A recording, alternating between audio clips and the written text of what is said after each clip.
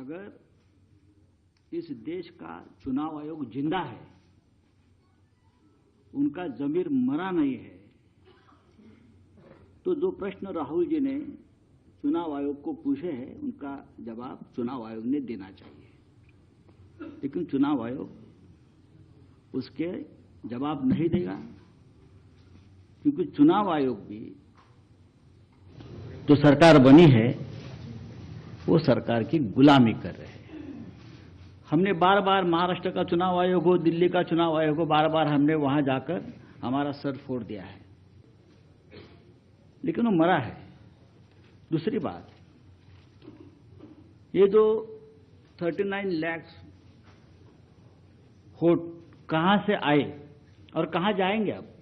अब ये 39 लाख वोट बिहार में जाएंगे। अब वो फ्लोटिंग वोट्स है, वही नाम रहेंगे, वही आधार कार्ड रहेगा, सब कुछ यही है।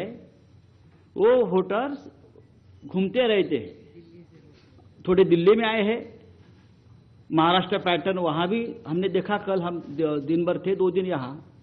अब ये 39 लाख वोट जाएंगे बिहार में, फिर बिहार से जाएंगे यूपी में। ये एक नया पैटर्न यहां बन गया है और यही पैटर्न से ये लोग चुनाव लड़ते भी है और जीतते भी है। इसलिए आज जो सवाल हमने राहुल जी के नेतृत्व में खड़े किया है, देश के लिए बहुत गंभीर है।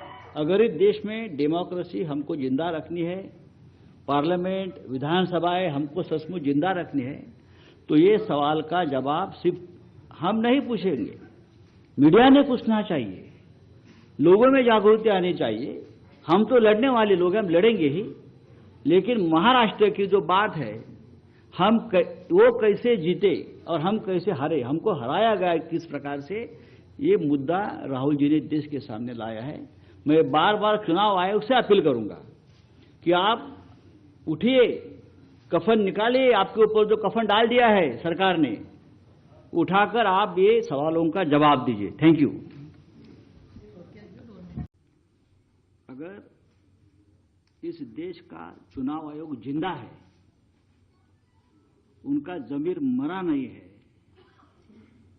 तो जो प्रश्न राहुल जी ने चुनाव आयोग को पूछे हैं, उनका जवाब चुनाव आयोग ने देना चाहिए। लेकिन चुनाव आयोग उसके जवाब नहीं देगा, क्योंकि चुनाव आयोग भी